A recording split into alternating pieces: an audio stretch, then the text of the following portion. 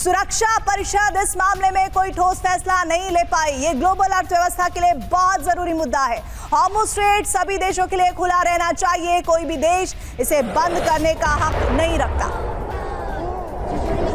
और कतर के विदेश मंत्रालय के प्रवक्ता माजिद अल अंसारी ने चेतावनी दी। मिडिल ईस्ट में हालात तेजी से बिगड़ रहे हैं। डिप्लोमेसी का समय तेजी से खत्म हो रहा है। जल्द ही हालात कंट्रोल से बाहर जा सकते हैं, ये कतर के विदेश मंत्री ने कहा।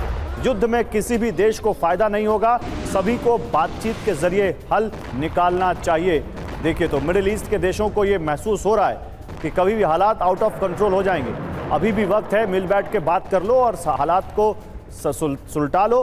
नहीं तो अगर ये मसला नहीं सुलझा तो फिर सबसे ज्यादा अगर रिसीविंग एंड पे कोई होंगे तो वो अरब के देश होंगे, जीसीसी कंट्रीज होंगे, जिनको सबसे ज्यादा नुकसान झेलना पड़ सकता है। देखिए, यूएन में हॉर्मुज़ प्रस्ताव गिरने से बहरीन नाराज है, क्योंकि बहरीन ही वो है देश जो कि ये प्रस्ताव लेकर आया था। ईरान को हॉर्मुज़ बंद करने का हक नहीं है। ये रास्ता पूरी दुनिया के लिए जरूरी है। इसे बंद करना अंतर्राष्ट्रीय कानून के खिलाफ है।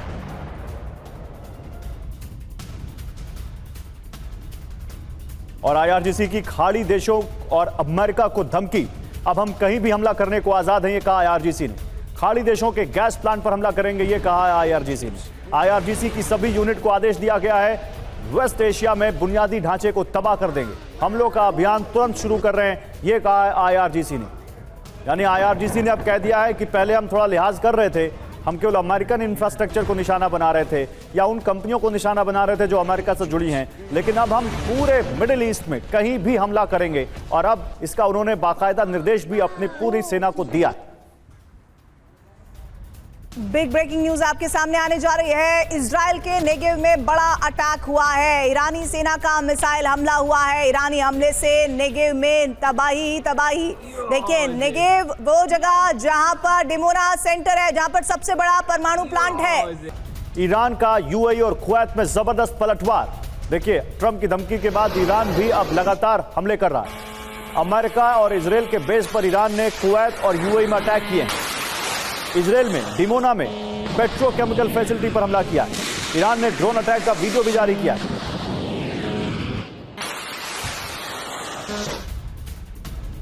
बिग ब्रेकिंग न्यूज, ट्रंप की धमकी के बीच भारत की एडवाइजरी, और वो एडवाइजरी क्या है? ईरान में रह रहे भारतीयों के लिए एडवाइजरी है। अगले 48 घंटे तक घरों में रहने की अपील की गई है।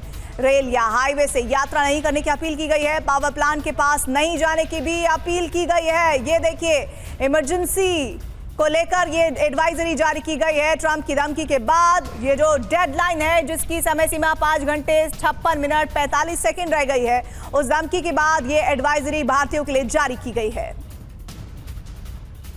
और आईआरजीसी ने टारगेट लिस्ट जारी कर दी है। तेहरान के समय के मुताबिक 3:30 बजे हमला करेंगे। अमेरिकी धमकी का हमले से जवाब देगा ईरान। लिस्ट में इजराइल के गैस प्लांट है। इजराइल के करिश और तनीन गैस प्लांट पर हमला करेगा ईरान। तो जो 5:30 बजे डेडलाइन खत्म हो रही है अमेरिका की, और ईरान ने ऑलरेडी कह दिया कि हम 3:30 बजे मारेंगे। तो ये एयर कमोडोर काले, ये कौन सी स्ट्रेटजी ईरान की आपको दिख रही है? ईरान क्या यहां पर काउंटर प्रेशर बनाने की कोशिश कर रहा है अमेरिका पे?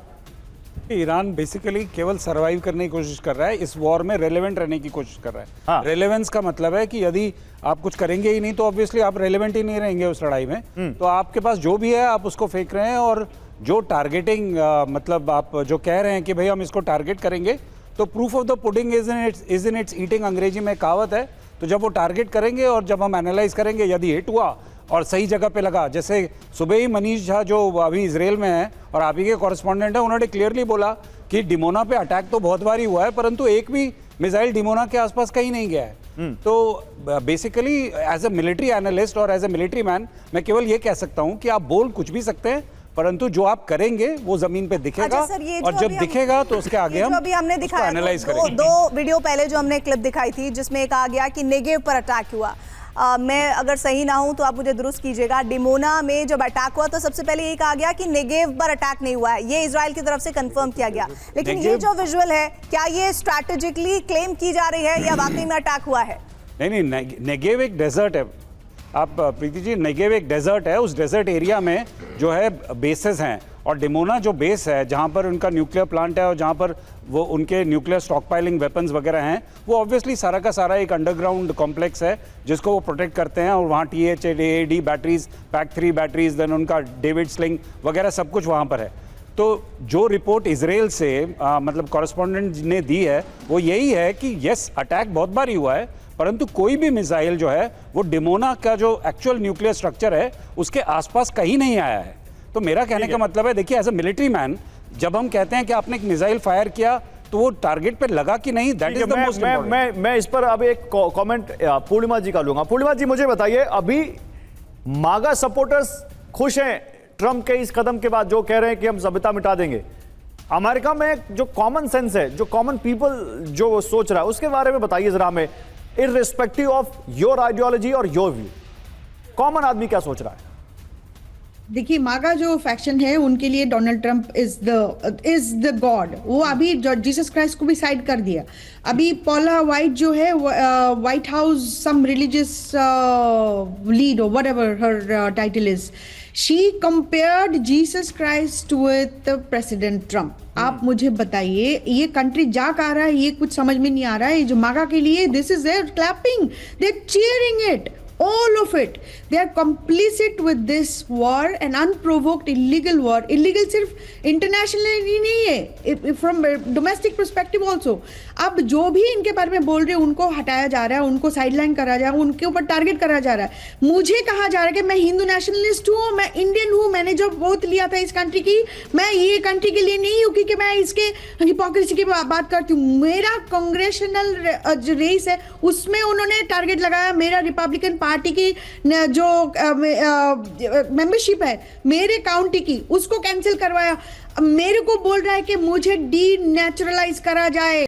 इसकी वजह ये सर, एक बड़ी खबर आ रही है अमेरिका को लेकर, बड़ी खबर इस वक्त आ रही है, और ये लिस्ट में इजराइल के गैस प्लांट को लेकर जानकारी है। करिश और तनिन गैस प्लांट पर हमला करेगा, इस बात को लेकर इंफॉर्मेशन आ रही है। और बड़ी खबर इस वक्त जो स्क्रीन पर आप देख रहे हैं, IRGC ने टारगेट लिस्ट जारी की है। उस टारगेट लिस्ट को अभी हमने आपको थोड़ी देर पहले दिखाया, किन किन जगहों पर सुबह 3:30 बजे इजराइल पर हमला करेगा ईरान। बड़ी खबर, आज ईरान की रेलवे लाइन पर बड़ी एयर स्ट्राइक, पूरे ईरान में रेल सेवा ठप होने की खबर है। मशहद और इस्फहान में रेलवे लाइन पर बड़े हमले हुए हैं। ईरान में रेल नेटवर्क पर इजराइल का अटैक हुआ है। और ईरान के कराज में रेल लाइन पर बड़ा हमला किया गया। इजराइल ने कराज लाइन को टारगेट किया। इजरायली हमले में कई के घायल होने की भी खबर है। कराज में देखिए, एक रेल नेटवर्क को टारगेट किया गया। 2 लोगों की सुबह मौत की भी खबर आई थी, यहां से उसकी पुष्टि नहीं हो पाई थी, लेकिन घायलों को तो देखिए स्ट्रेचर पर लेकर जाया जा रहा है। ये इजराइल के हमले के बाद कराज से आई तस्वीरें हैं, ईरान के कराज से, जहां रेल नेटवर्क को टारगेट किया। और खबर यह है कि ईरान और अमेरिका ने अलग अलग जगहों पर पूरे ईरान में रेल नेटवर्क को टारगेट किया, जिसके बाद रेल सेवा ठप हो गई। और इस बीच एक बड़ी जानकारी, अहवाज में IRGC के मुख्यालय पर अटैक हुआ है। IRGC मुख्यालय की इमारत जमींदोज होने की जानकारी है। इजराइल का ईरान में नॉन स्टॉप अटैक हुआ है। ये नॉन स्टॉप अटैक की तस्वीरें इस वक्त आपके सामने। बड़ी जानकारी है कि अहवाज का ये इलाका जहां IRGC के मुख्यालय पर अटैक हुआ है, IRGC मुख्यालय की इमारत को जमींदोज किया गया है। इजराइल का ईरान में ये बैक टू बैक अटैक है। और कुवैत में नागरिकों के लिए एडवाइजरी जारी की गई है। नागरिकों को घर में रहने को कहा गया है, सुबह 6 बजे तक घर में रहने को कहा है। अब देखिए, कुवैत अगर एडवाइजरी जारी कर रहा है तो ये सीरियस मैटर है, क्योंकि कुवैत अमेरिका का सहयोगी देश है, अमेरिका का बेस है वहां पर, और अमेरिका को अगर कोई ग्राउंड ऑपरेशन करना है तो कुवैत उसके लिए सबसे इंपॉर्टेंट है, क्योंकि ईरान से लगता हुआ देश है। और वो कह रहा है अपने देशवासियों को कि 6 बजे तक घर में रहो, 6 बजे तक घर से बाहर मत निकलना। 5:30 बजे ट्रंप की डेडलाइन खत्म हो रही है, आप समझिए, और ये 6 बजे तक का टाइम दे रहे हैं। यानी इनको लगता है कि कुछ ऐसा हो सकता है जो उनके नागरिकों के लिए भी बड़ा खतरा हो जाए। अब आप बताइए, यहां पर प्रोफेसर जाकिर हुसैन, कुवैत कह रहा है अपने नागरिकों से घर में रहो, यानी वो उनको भी लग रहा है कि समथिंग इज कुकिंग अप, कुछ तो हो रहा है। मैं आपके व्यू का रेस्पेक्ट करते हुए कि आप ट्रंप से खफा हैं, अमेरिका से खफा हैं, और आप मानते हैं कि उन्होंने गलत किया, लेकिन आपको ये तो लगता होगा कि एक ताकतवर अब मिलिट्री पावर है, और वो अगर आप करने पर आए तो बहुत कुछ गलत या खराब कर सकता है, नुकसान पहुंचा सकता है ईरान को। और जो अलग अलग देश एडवाइजरी जारी कर रहे हैं वो इसकी तस्दीक करते हैं। देखिए, पहली बात तो मैं पूर्णिमा जी के बारे में कुछ कहना चाहता हूँ। आपको मदर इंडिया हमेशा दोनों हाथों से रिसीव करने को तैयार है, आप परेशान ना हो। आप सच्ची बात कह रही हैं, उस पर खड़ी रहिए, हम लोग सब आपके साथ हैं। दूसरी बात जो है, एडवाइजरी जो जारी हो रही है वो ईरान के डर से हो रही है। अमेरिका जो है न्यूक्लियर बम बड़ा नहीं मार सकता, टैक्टिकल इजराइल मारेगा, अमेरिका भी नहीं मारेगा। टैक्टिकल के लिए कम से कम 20 बम कहा जा रहा है मारेगा, लेकिन उसका असर फिर इन छोटे छोटे जो शैडो पावर हैं, ये सब शैडो पावर है, चाहे कतर हो चाहे यूएई हो चाहे। एक मिनट आप कह रहे हैं कि इजराइल टैक्टिकल न्यूक्लियर अटैक करेगा ईरान पर? कर सकता है, क्योंकि अमेरिका नहीं करेगा, इजराइल करेगा। और उसके लिए कम से कम 20 मारेगा, तब जाके ईरान का कुछ होगा, लेकिन उसका असर इन सारे गल्फ कंट्रीज पे आ जाएगा। फ्लोरा एंड फाउना वाटर खत्म हो जाएगा, फ्लोरा एंड फाउना खराब हो जाएगा, जीव जंतु। और ये जो 4-5 जो है, और इनके जो वाटर डिसैलिनेशन प्लांट हैं, सब पर्शियन गल्फ पे एकदम बने हुए हैं, तो इनका वाटर भी खत्म हो जाएगा। तो ये सेल्फ डिफीटिंग हो जाएगा, जो इजराइल करना चाहेगा, क्योंकि ग्रेटर इजराइल तभी बनेगा जब ये सब खत्म हो जाएंगे, लेकिन ईरान नहीं खत्म होगा। ईरान की हिस्ट्री देखिए आप ना, अलेक्जेंडर आया, मंगोल आए, ग्रीक आए, रोमन्स आए, किसी से भी नहीं हारा। हारा तो सिर्फ इस्लाम से हारा, वो भी एक रीजन था, उसका एक अलग बात है, क्योंकि वो लड़ाई से थक चुका था। तो अब ईरान को ये खत्म नहीं कर पाएंगे, ये मेरी बात याद रखिए। कुछ भी कर ले, ईरान जो है वार को हॉरिजॉन्टल फैला रहा है। नहीं सर, इसमें एक पॉइंट और है जिस पर बात होनी चाहिए। जैसे लगातार एक्सपर्ट्स ये बता रहे हैं कि खर्ग पर जो attack back to back frequency wise तेज हुए हैं, उसमें कोशिश ये है कि खर्ग पर कब्जा किया जाए और उसके बाद ईरान को खत्म कर दिया जाए। तो आपका ये पॉइंट कि ईरान को कभी खत्म नहीं किया जा सकता, ये क्वेश्चनेबल है, कैसे, इसको थोड़ा समझाइए। हाँ, एक मिनट। खर्ग पर ये क्यों अटैक करना चाहते हैं? ईरान की मिसाइल जो है उनके कैरियर्स को मार के दूर भगा दे रही है। इनके सारे 13 जो बेसिस थे उसको पहले ही खत्म कर दिया। इसका डिफेंस शील्ड जो था उसको पहले ही से खत्म कर दिया। अब ये ट्राई किया था, अभी जो 2 पायलट के लिए वो वहां गए थे, इतनी बड़ी सेना, इतनी बड़ी लेके 2 पायलट के लिए गए थे वहां पर, वो एक बेस बनाना चाहते थे, वहां से अटैक करते, लेकिन इनको वहां से भागना पड़ा। और खर्ग को ये नहीं कैप्चर कर पाएंगे। वो इस तरीके से बना हुआ। रीजन क्या है कि वो इतना कटा फटा तट है कि वहां पे ईरान के सारे जो है गौरिल्ला वारफेयर जो है वहां पे बैठे हुए हैं। ये हुर्मुज को भी नहीं छुड़ा पाएंगे, क्योंकि जहां से जहाज गुजरता है वो सिर्फ 2 किलोमीटर चौड़ा है। अच्छा, देखिए लगातार खाड़ी में बहुत तेजी से हालात बदल रहे हैं। कोई अपने नागरिकों से कह रहा है घर में रहो, और तो कोई कह रहा है कि अपनी सेना से वापस आओ। ब्रिटेन ने इराक से अपनी सेना वापस बुला ली है। खाड़ी में बदलते हालात में सेना वापस बुलाई गई है, यह बड़ी खबर है। ब्रिटेन ने अपनी सेना इराक से वापस बुला ली। इराक में ब्रिटेन के बेस है, और वहां पर मुझे जल्दी से मिलिट्री स्ट्रैटेजिस्ट एयर कमोडोर काले के पास जाना है। एयर कमोडोर काले, इसका क्या मतलब है? ब्रिटेन अमेरिका का नेटो सहयोगी है, कोई खटपट हुई है, लेकिन आई एम श्योर कुछ ना कुछ तो चैनल उनका इंफॉर्मेशन होगा जहां वो एक दूसरे से शेयर कर रहे होंगे। इतनी बड़ी अगर यहां पर डेवलपमेंट है, जहां अगर ब्रिटेन अपनी सेना को वापस बुला रहा है खाड़ी देश से, तो आप इसको कैसे डिकोड करेंगे?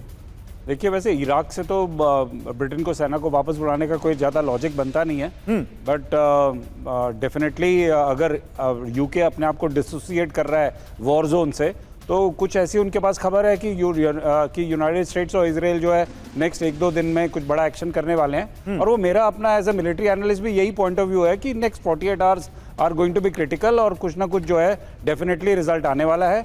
इसीलिए जो है फोर्सेस आगे मूव हुई हैं, इसीलिए पूरी कहानी बनाई गई है। इसीलिए वो जो पूर्णिमा जी कह रही थी कि वो अटेम्प्टेड एक जैसे वो इंसिनुएट कर रही थी कि शायद इस्फहान पे जो न्यूक्लियर स्टॉक पाइल है उसको निकालने की कोशिश करी गई है, और उसको पूरा कवर जो दिया है वो CSR मिशन के रूप में दिया है। वो पॉसिबल हो सकता है, कोई मना नहीं कर रहा है उसको, पर जंग में सब जायज़ है, और जंग में ये सब चलता ही है, ये करते ही हैं। और अगर नहीं करेंगे तो फिर डेफिनेटली वो जंग करने लायक नहीं है। तो मेरा कहने का मतलब ये है कि डेफिनेटली इसमें ये न्यूज़ थोड़ी सी मतलब सरप्राइज करने वाली है कि इराक से यूनाइटेड किंगडम वापस क्यों हट रहा है। जी सर, इस बीच एक बड़ी खबर आ रही है। बड़ी खबर, ईरान ने इजराइल पर अभी अभी दागी है मिसाइल। पिछले 12 घंटे में 10वीं बार मिसाइल दागी गई है। ये बड़ी खबर आपको विजुअल के साथ दिखाएं। उससे पहले बता दें, ईरान ने इजराइल पर अभी अभी दागी है मिसाइल। पिछले 12 घंटों में 10वीं बार ऐसा हुआ है जो मिसाइल अटैक हुआ है, और इस अटैक में बड़ी तबाही, बड़ा नुकसान इजराइल को हुआ है, ये जानकारी मिल रही है। और इसी बीच तेहरान में भी हमले हो रहे हैं। टू बी प्रिसाइज, पूर्वी तेहरान में हो रहे हैं। पूर्वी तेहरान में विध्वंसक हमले जारी किए गए, हमले जारी हैं। ताबियत पुल पर अमेरिका का हमला। गायक बेंजामिन ने यहीं पर गाना गाया था। ताबियत पुल उत्तरी तेहरान को जोड़ता है। आपको याद होगा, हमने आपको एक विजुअल दिखाया था जहां पर एक गायक पहुंचे थे बेंजामिन, और उन्होंने कहा था कि यहां इस पावर प्लांट को अमेरिका उड़ाने को कह रहा है, मैं यहां बैठ के संगीत का संदेश दे रहा हूं, शांति का संदेश दे रहा हूं।